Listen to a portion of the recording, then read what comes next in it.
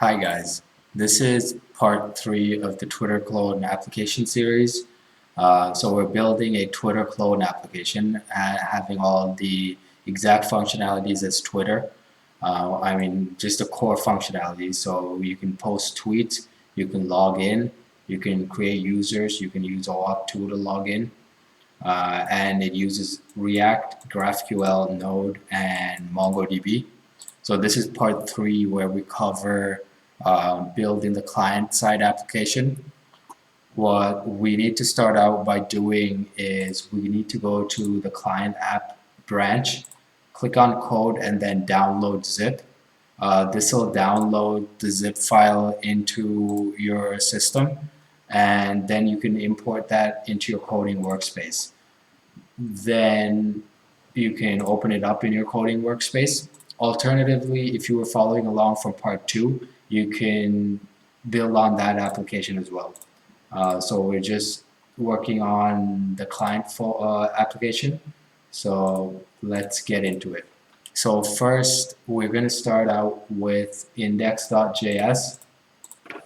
And I've already listed some imports here. So we can copy it over. So I'll include the source code for the entire application in the video description. So if you need to grab this imports, just feel free to do so. I try to shorten things as much as possible and focus on the important stuff and explaining the important stuff. So the trivial code you can copy from my source code repo. So now we're going to create an instance of HTTP link. Let me finish typing it out to explain it. So HTTP link is a terminating link that sends a GraphQL operation to a remote endpoint over the HTTP protocol. And it is a terminating link in the GraphQL link chain. I'll get into what that means in a second. And next we're typing out the GraphQL WebSocket server options, and then we can list an option to say reconnect to true. So what this WebSocket link instance is doing is it's a terminating link that's used by GraphQL subscriptions mainly. It communicates using the WebSocket protocol, and optionally you can use HTTP as well to send queries and mutations to the GraphQL server, but it's mainly optimized towards WebSocket protocol and therefore GraphQL subscriptions. So next up is link, and we're going to use the split method to query answer const definition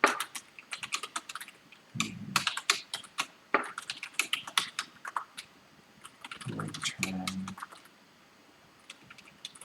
relation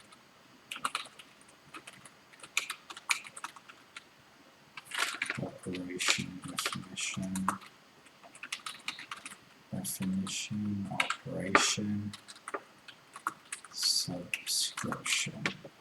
So what we're doing in this split method, so the split method defined in the Apollo link library allows the link chain to be split into multiple instances. So in this case, split allows us to combine the HTTP link and the WebSocket link into a single link that uses one or the other links according to the type of execution being performed. So if an HTTP operation is required, such as a mutation or query, then we use HTTP link.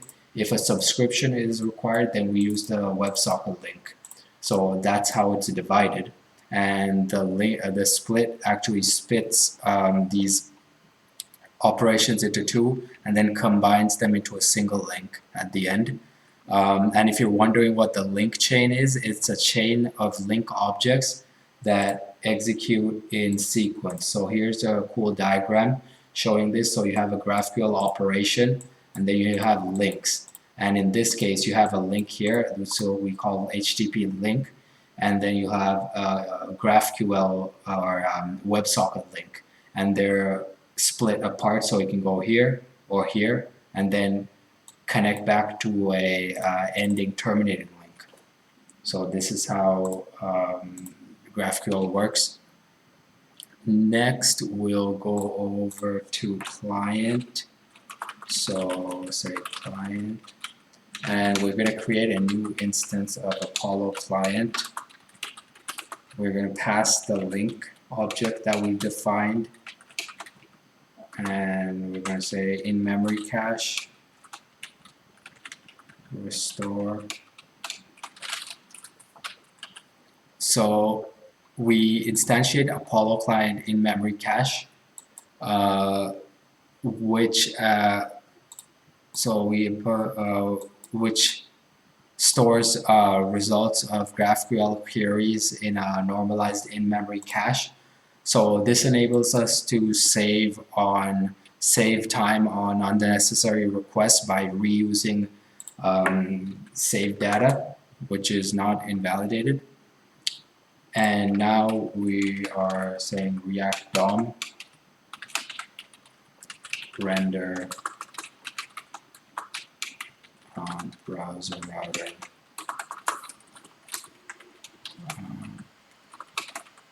Provider store Redux store. And don't worry, I will explain everything after I finish typing it.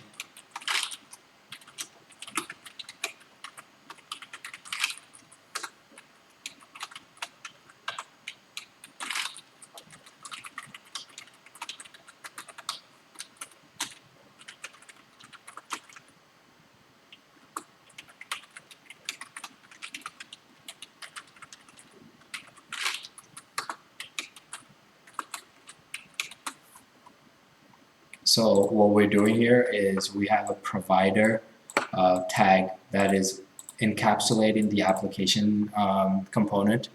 So the reason for doing this is because since we're using Redux as our state management library, we have to encapsulate app component inside provider component, and then we pass in the Redux store as in the store variable or props, and this will allow us to use the Redux store throughout our application. And then persist gate is used to delay the rendering of our app's UI until a persisted state has been retrieved and saved to Redux. So as you might have guessed, we're using Redux in this application, and therefore let's focus on app.js first. So in app.js, what we're doing is we're defining our main component, and here I'm just going to copy and paste some stuff, so feel free to get this from my source code, but we're just defining the routes. So our most important routes are going to be home page, and then the sign up route. Sign up route has already been completed for you. It's just home page that we're going to be working on in order to simplify things. But if you have any questions about the sign up route, please let me know in the comments and I'll try to explain.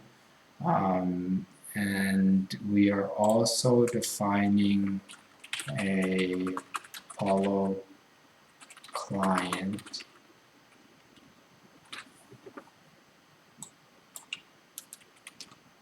Actually, no, this is not right. We don't need an Apollo client because it was already defined right here.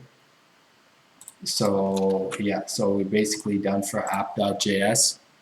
Now we can move on to our Redux folder. So let's start out with the store file, store.js. In store, I'm just going to copy and paste because I don't feel that it's important enough to be covered in this video. If you want to learn more about Redux, please look at maybe other videos, and I'll try to include some links on how Redux works. But basically, we're creating a store, and we're using the create store, and we're passing it some reducers. And a reducer is basically a thing that calculates or functions that do some calculations, and we're creating the store with those calculating functions. And those calculating functions are used to establish the state and modify the state of our application. So again, if you need more clarity on that, feel free to learn it independently. And then for actions, we're just setting some constant variables to make it more readable in our reducers files. Next, let's go to our reducers. So in profile, we're setting up a profile for the user. So we're saying state, and in case of the application passing set user, then we establish the state of the user, and we're basically setting a state for the user. Let's skip on reducer for now. So firstly, we'll go into theme.js. So theme is basically setting the theme. So you can see the color codes here are in accord with like the Twitter color scheme. And we're saying if you say set theme, then we're going to send this action, and we're going to set this theme for our application. Update is this right here. So we're going to say, if you say set update, then we're going to update the application by refreshing. And it's important to note that all reducers need a default state or a default in their switch statements. Otherwise, they could cause all sorts of bugs. So yeah, remember to include a default statement. Finally, we go to our reducer file. So this is the file that brings it all together. This is the part where we can use combine reducers. So as you see here, we have a create store, but it only takes in one reducer. So since we have three reducers right here, we are using root reducer to combine these three reducers into one called app reducer. And then we are exporting this root reducer. Yeah, so we're exporting this root reducer right there. And that does it for the Redux folder. So next, we can move on to our source components files.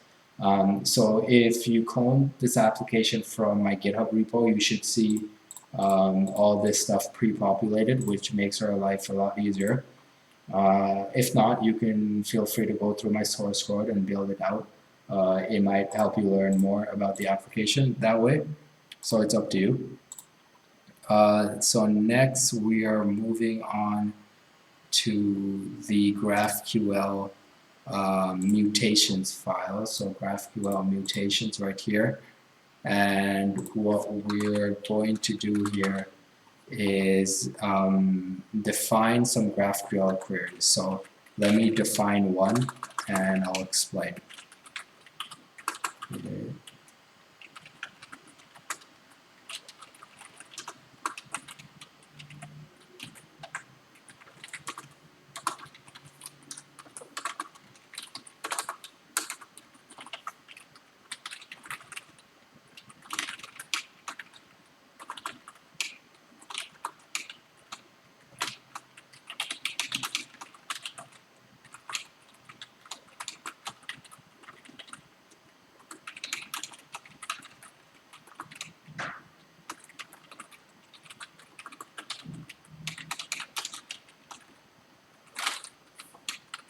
And for the sake of speeding things up, let's paste the body right there. So this mutation basically creates a tweet, and the next mutation basically creates a user. So let me properly indent this. And then we're going to export our mutations using the export keyword. So now if you're wondering why we're defining GraphQL queries on the client side, on top of defining them on the server side, it's because we need to use the useQuery method in React, and that method is used to execute GraphQL query strings, and they require GraphQL query strings as the input in order to send requests to the GraphQL server. So these queries need to be predefined in order to be used by useQuery React hook. So next, let's build out our queries.js file. So these will contain, as the name suggests, queries that we will use. So let's go through them one by one. So we have a tweets query fetching all tweets. We have a users query fetching all users. We have a users and tweets query fetching all users and their tweets. And then we have a login query. So the login query is used to validate whether a user is able to or not, log in or not, depending on the credentials that they passed. And then we execute or export these queries. Now, once that's done, we can go to our GraphQL.index file. And over here, what we're doing is we're basically having a centralized place for all our query files. So if home component wants to import one of these queries, they don't have to go through these two individual files. They can just say import something, let's say create user mutation from index instead of just GraphQL. So as you see here, you have GraphQL, and then since you're not referencing anything, it immediately defaults to just index.js, and since it's tweets.query, tweets.query would be imported from queries.js. So that's what that's doing. Now we can focus on the home folder. So let me pull that up here. Yeah, so let's first go to tweet items. So tweet items is basically for tweets that will be displayed. And as you see here, so current tweet items will be passed as props, and these props are an array of tweet objects. And tweet is a tweet that will be displayed onto the screen. Next, we can go to paginated items.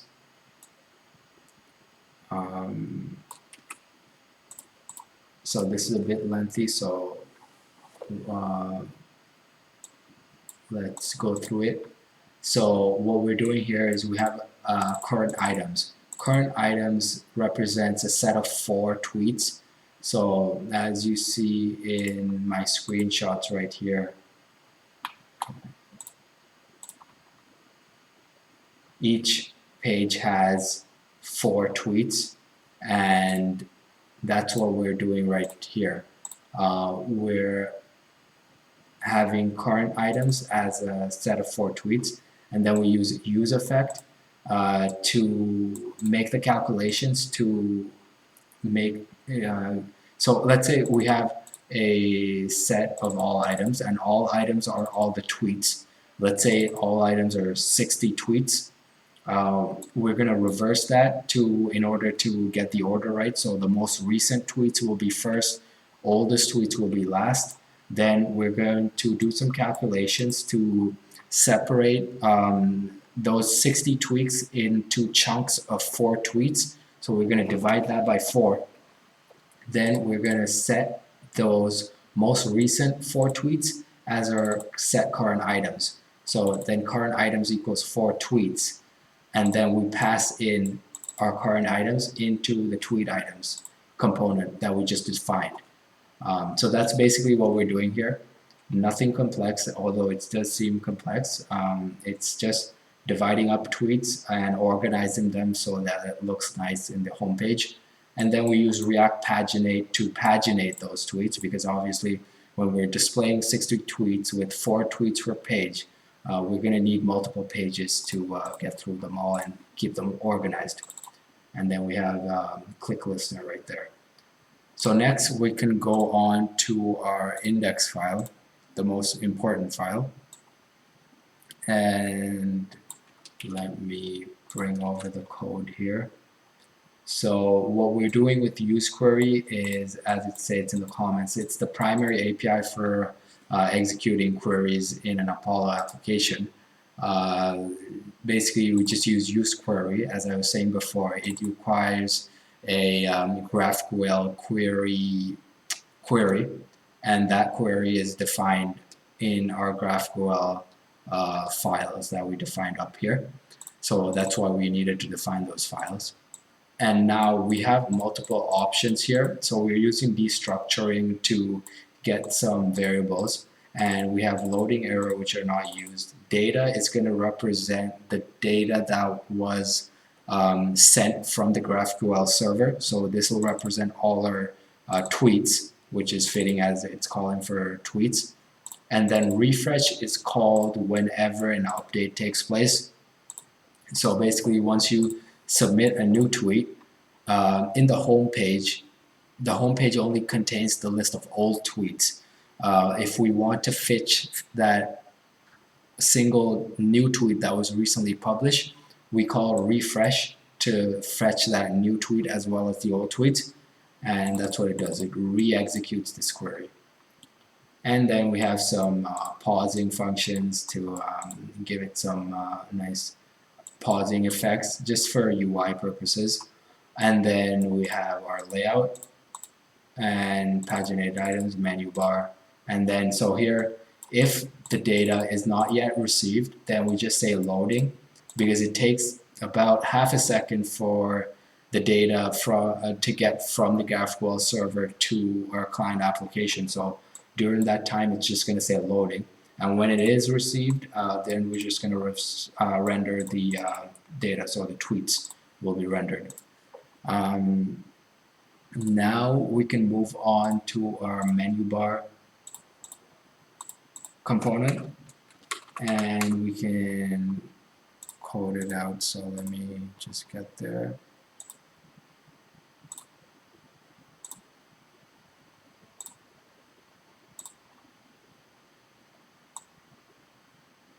Okay, so this is quite long, so nothing to worry about, but yeah, so this is the tweet modal, and this modal is used to publish a tweet.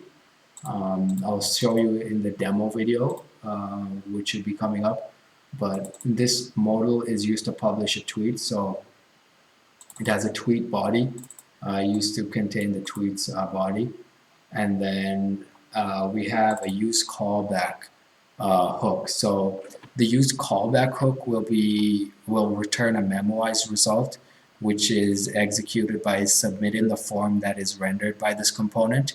This means the returned value will be a cached value, which helps in speeding up this method's execution. The array of items that are shown right here are just a list of dependencies, and the returned result will be changed only when one of these dependencies change. So for example, if we have add tweet and something about add tweet or tweet body changes, let's say you add some code or you change the value of tweet body, then this callback will be executed, and it will return actual data. So it will actually execute instead of sending memoized data. So in case you don't know what memoized data is basically cache data. If these fields or if these dependencies did not change, and this method was called, then the memoized data would be returned. So the cache data would be returned, and not the it would not be rerun. If these method or if these dependencies are changed, then this whole function would be re-executed, and accordingly new data would be returned, not the memoized data. So this is a very useful React hook use callback. And now we can go to the paste or the render function, and there's really not much special here. So we have our button click, handle form submit, and that's what's going to call our use callback function. So once you press the submit button for that post tweet page, it's going to extract all that data, and if the tweet body has changed from its default, which is null, meaning you actually put some content into your tweet, then this function will be executed for real, and it would not use memoized data. And then that would add tweet. So that add tweet is a mutation, and a mutation is primarily used for creating, modifying, or deleting data in the GraphQL. And we're going to say create tweets mutation, and that's the tweets that we've that's the query that we've defined in our mutations file. So that is it for tweet modal. Next we can go to our index file, and let me bring over the code here. This one is also quite long, although it is mainly styles that we are adding here. So the menu bar is the menu bar that you see right here. That menu bar is coded by this component, is represented by this component. And we have isModal open, and isModal open represents or is representative of the the posting tweet modal. And then we have a handle logout. So if you press the logout button, this is what it'll do. It'll remove the JWT token from session storage and then refresh the page to redirect the user back to the sign up page. And then we have some SVGs. This is all CSS related, which is not my wheelhouse, but yeah, so we're adding some styles here, and we're just adding the layout and the code that is necessary to create that menu bar.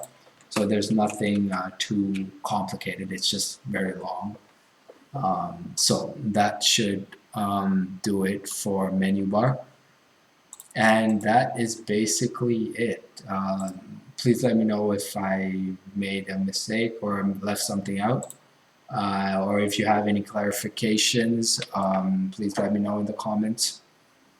And that concludes our client application. See you in the next video where we demo the final version of the application. So we'll put everything together, see how it functions, and then we can take it from there. So thanks again for watching my video. If you liked it, you know what to do, and see you in that next video.